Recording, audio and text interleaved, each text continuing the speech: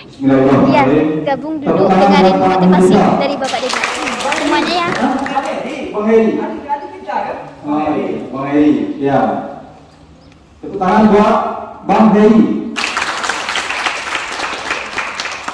Bismillahirrahmanirrahim. Assalamualaikum warahmatullahi wabarakatuh. Waalaikumsalam warahmatullahi wabarakatuh. Semangat pagi.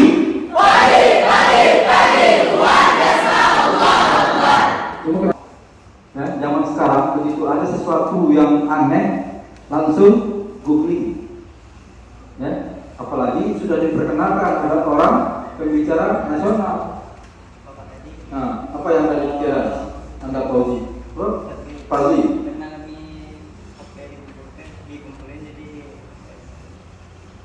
Tapi kepikiran nggak?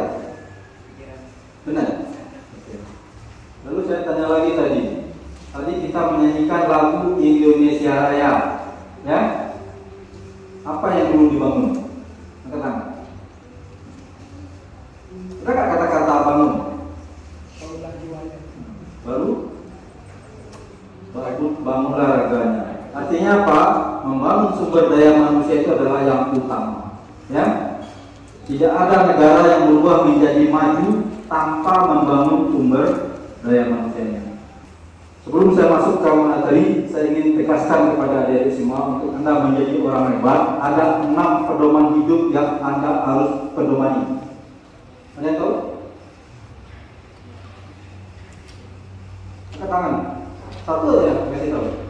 6 pedoman hidup yang harus Anda pedomani menjalani hidup dan mencapai cita-cita.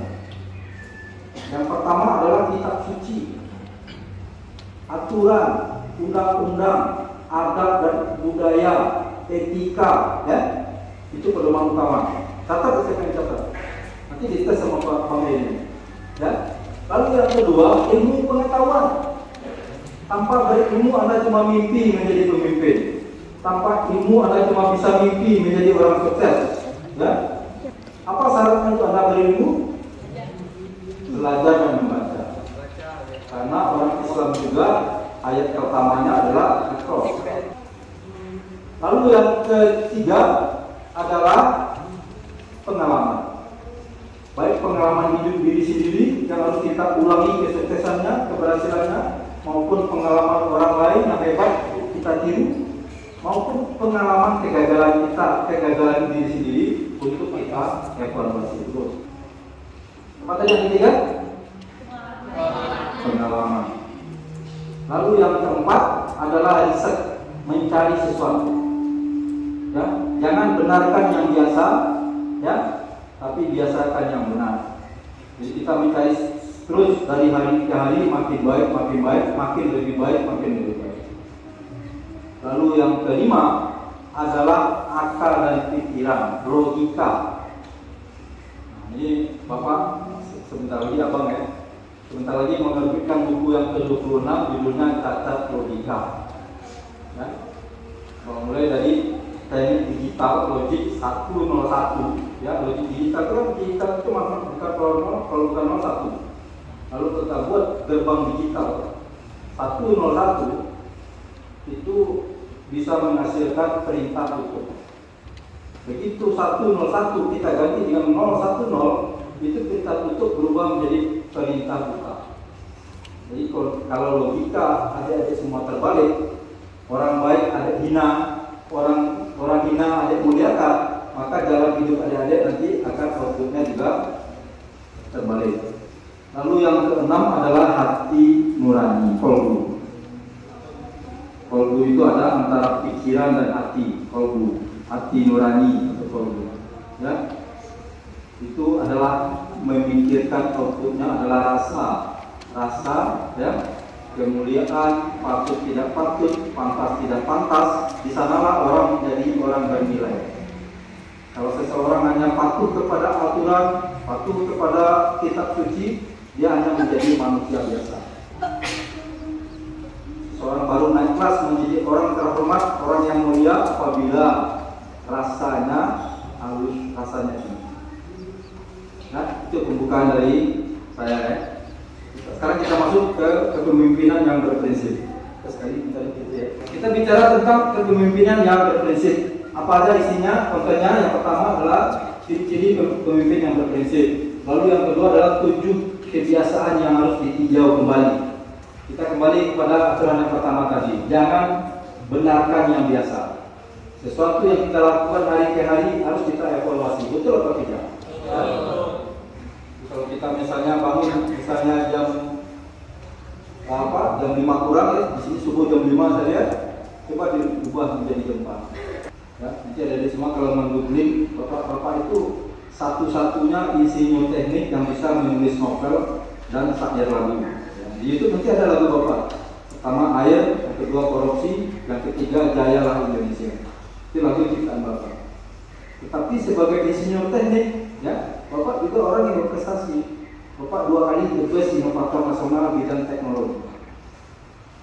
Bapak tes, tangan dulu.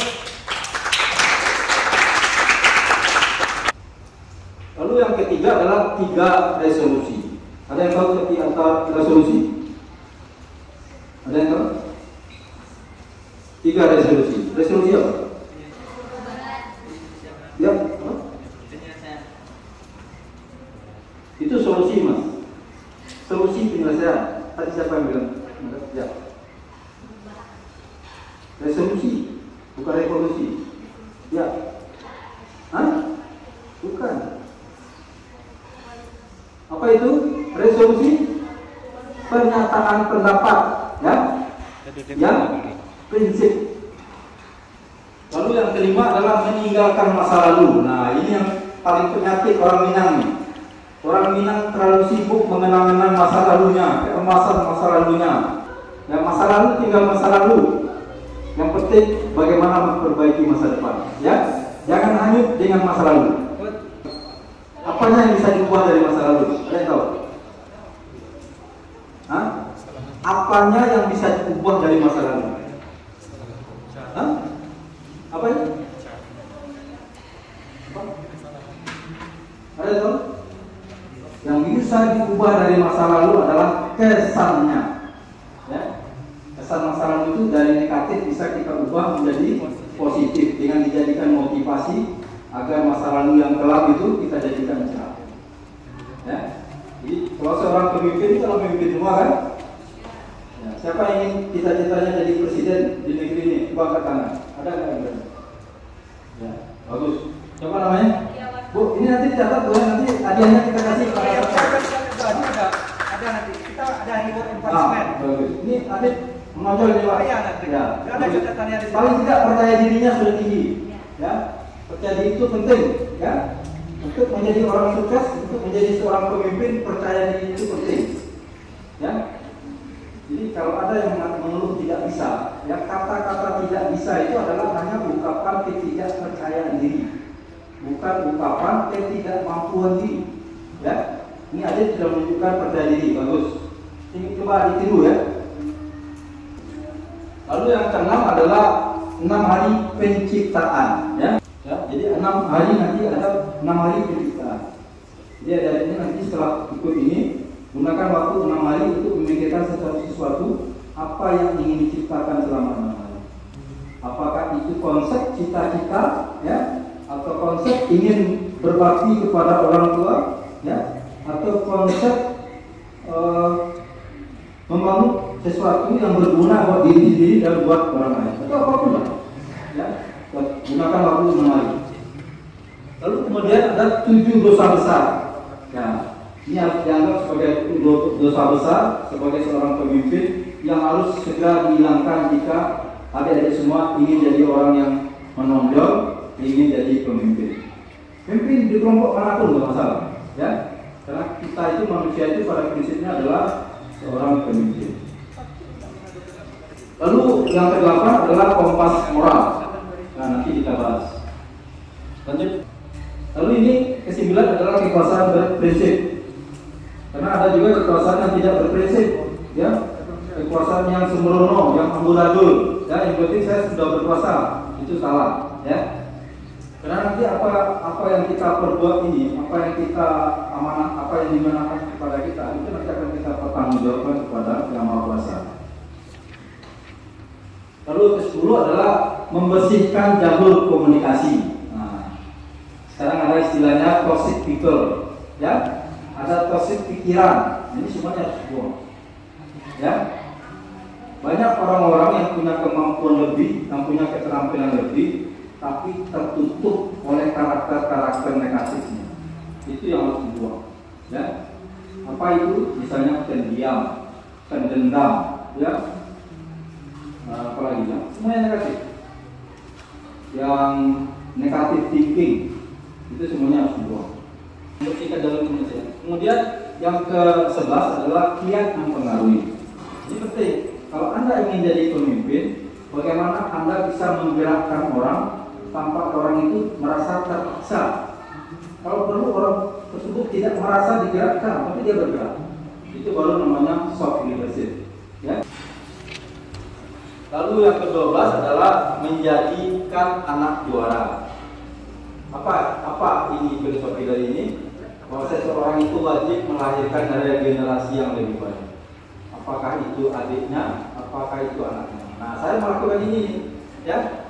Saya melakukan menjadikan anak juara. Saya memotivasi adik kelas saya untuk menjadi orang hebat. Harus lebih hebat dari saya, ya. Kita-citakan ya. Ini ciri-ciri pemimpin yang berprinsip. Nah, kalau menulis ini satu kata dua kata yang penting, ya. Kalau saya tulis nanti kita bagikan materinya. Yang pertama adalah terus belajar, ya. Jangan banyak main HP, jangan banyak main game. Nah, nanti hari Jumat kita sharing tentang jadilah subjek dari teknologi. Jadi HP itu dipergunakan untuk kepentingan yang betul-betul penting, untuk kebutuhan yang bermanfaat, untuk sesuatu yang positif. Nanti mana kita bahas. Lalu yang kedua adalah berorientasi kepada layanan, ya. Jangan minta dilayani.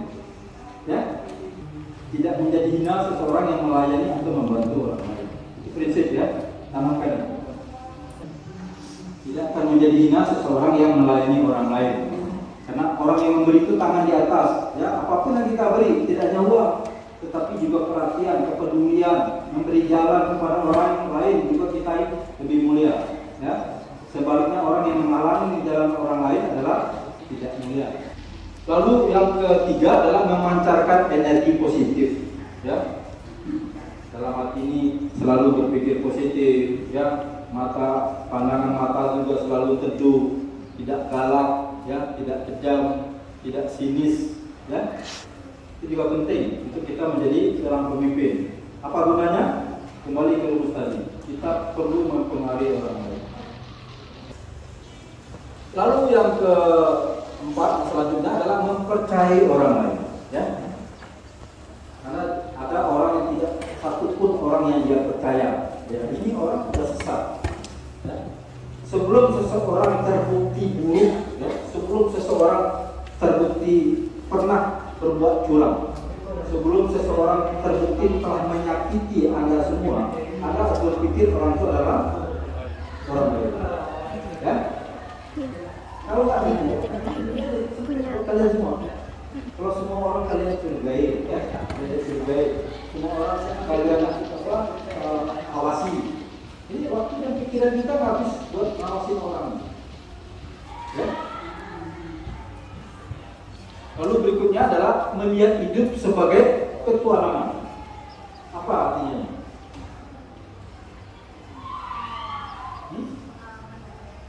Melihat hidup sebagai petualangan. Arti kata petualangannya yang dipegang kunci. Ya. Berani mencoba hal yang baru. Ya, betul. Bagus. Apa namanya? Biasa. Ya. Lalu yang ke selanjutnya adalah sinergitik. Ada tahu artinya? Ya. Sinergitik ini kembaran dari kolaborasi. Ya. Sinergi dengan orang lain, usahakan harmoni dengan orang lain. Jangan lebih cenderung melihat perbedaan daripada persamaan.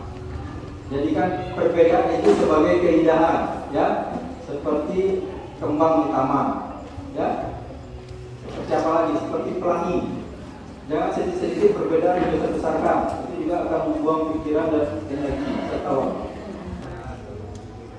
Ini belajar tak pandang usia. Nah, ya, saya tidak ngomong nih, saya sudah melaksanakannya. Saya usia 59 tahun Januari kemarin, tapi sampai sekarang saya masih belajar, masih mencari ilmu pengetahuan, masih belajar keterampilan apapun itu. Ya. Jadi apalagi adik-adik ini semua. Berikutnya adalah melayani internal dan eksternal. Apa artinya? Ini sekali belajar ini nih, menangkap narasi. Nah, kata Bu Sepset, sebentar lagi ujiannya akan ujian narasi. Apa artinya kalian ini? Melayani internal dan eksternal. Ada yang tahu? Artinya melayani diri sendiri dan melayani orang lain. Ya. Apa kebutuhan diri itu adalah menjadi terhormat, menjadi bahagia, menjadi sukses. Itu adalah kebutuhan diri pribadi. Kebutuhan orang lain apa? Dipedulikan, diberi jalan, dibantu, ya. Itu semuanya adalah melayani eksternal. Ya, menjadi pemimpin bangsa yang baik, ya, menjadi karyawan yang baik, menjadi siswa teladan, menjadi siswa berprestasi. Itu semuanya adalah melayani kepentingan eksternal dan internal. Selanjutnya, semua dipercaya kecuali terbukti tidak bisa dipercaya. Nah, ini kata-kata saya tadi kan. Sebelum orang terbukti berbuat jahat, sebelum terbukti orang itu tidak jujur, kita harus menganggapnya dia jujur. Lalu selanjutnya,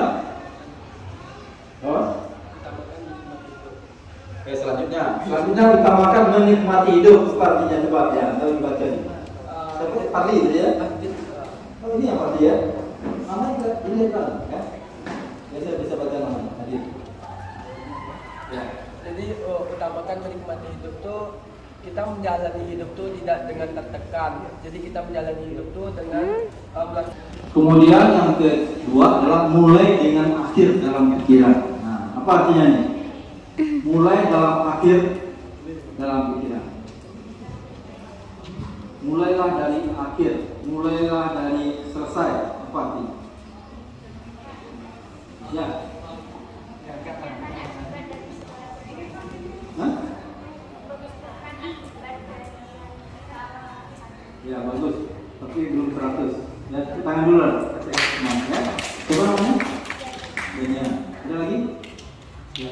Memikirkan suatu rencana dengan sematang-matangnya. Ya, bagus. Tapi belum tepat. Ya. Ya.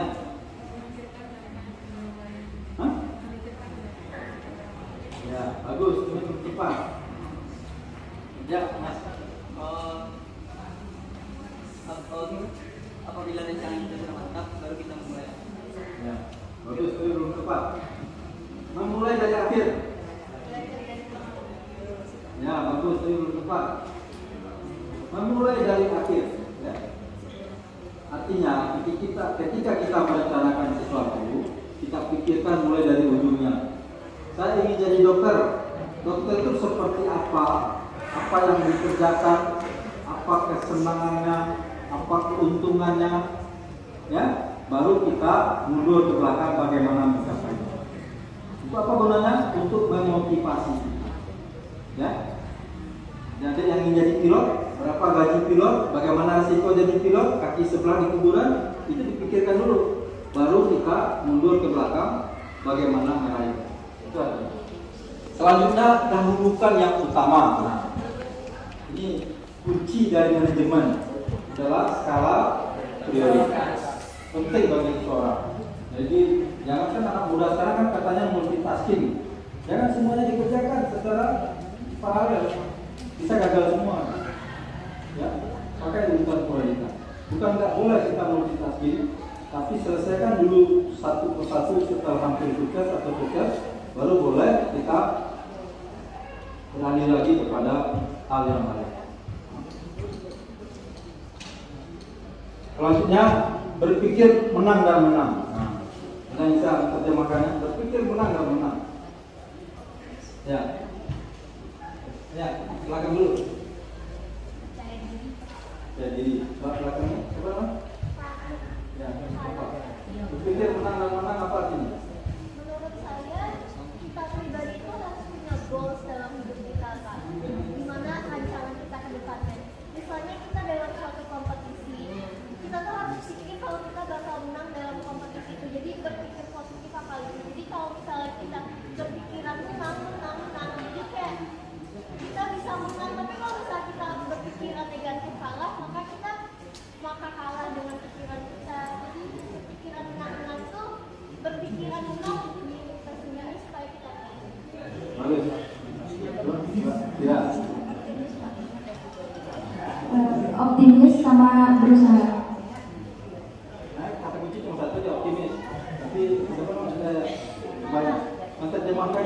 panjang, maksudnya sama gitu, cuma terlalu panjang narasinya.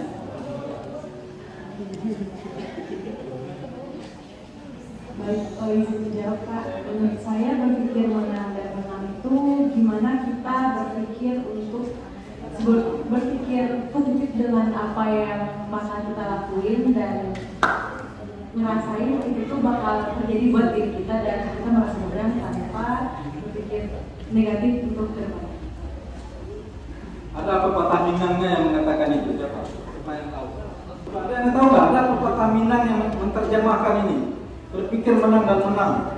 Ada orang Minang selalu berkata gitu, ya? Siapa? Musuh pantang dicari, bersuah pantang dielakkan. Apa yang dia? Baik. Ya, jangankan kalah, draw aja tidak mau. Pernah dengar nggak?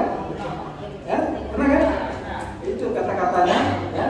Itu boleh dicatat itu kata bijak. Lalu berikutnya berusaha mengerti dahulu, baru dimengerti. Nah, apa namanya? Jangan egois. Ya, betul. Satu kata aja. Kamu udah dapat amplop berapa? Coba kan? Ya, jangan egois. Kata action, right? Ya. Tidak egois itu orang yang tadi terjemahkan lagi apa ini, kan? Ya.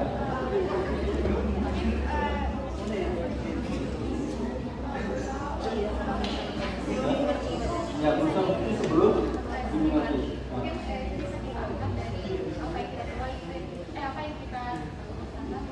Ya.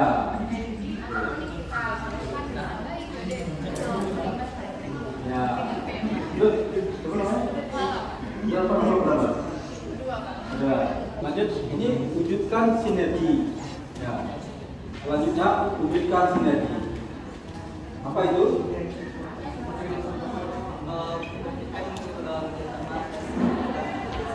Ya, Mas. Hah? Sinergi. Sinergi.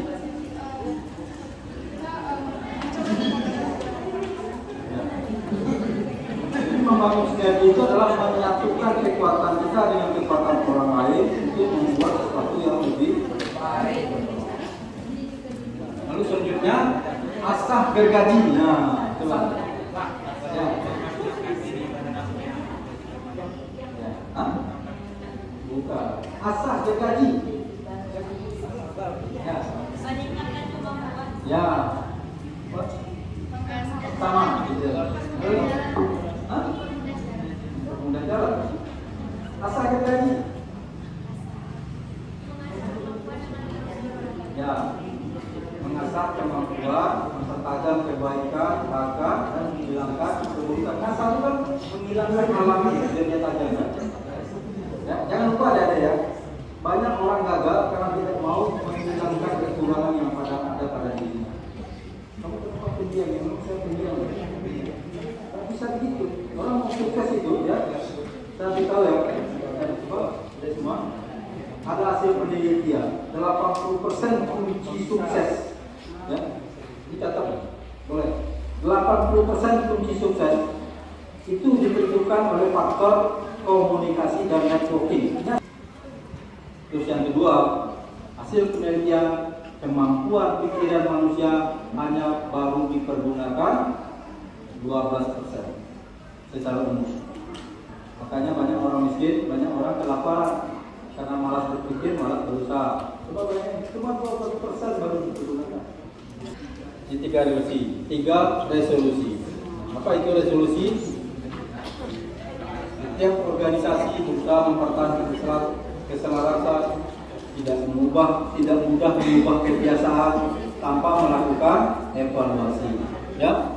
Lalu benar-benar tahu apa tujuan, visi dan misi. Ini khusus di perusahaan ini ya, semuanya. Ya, tapi bisa diinginkan juga kepada pribadi karena adik-adik semua kan ingin jadi pemimpin, ya. Lalu berikutnya, resolusi berjalan efektif jika secara terus-menerus dilaporkan. Selanjutnya banyak kekuatan yang akan menghambat resolusi, ya. Karena banyak orang yang suka berada di zona nyaman, ya, comfort zone. Lalu banyak implikasi untuk pertumbuhan pribadi. Apa ini? Coba. Ada yang tahu implikasi untuk pertumbuhan pribadi? Implikasi apa implikasi? Ada yang tahu nggak arti kata implikasi apa? Pernah baca implikasi apa artinya? Implikasi itu akibat, ya. Demikian apa paparan saya tentang kepemimpinan yang berprinsip. Ya, nanti materinya bisa kita lewat WA, kita bagikan, silakan baca ya. Kalau ada pertanyaan pada saya, silakan saya di email, ya. Silakan di komentar di YouTube saya, ada IG saya, ada YouTube, ada Facebook, ya. Mohon maaf atas segala kekurangan, kalau ada yang salah berkenan. Namanya saya manusia biasa, ya. Kalau ada kelebihan saya, saya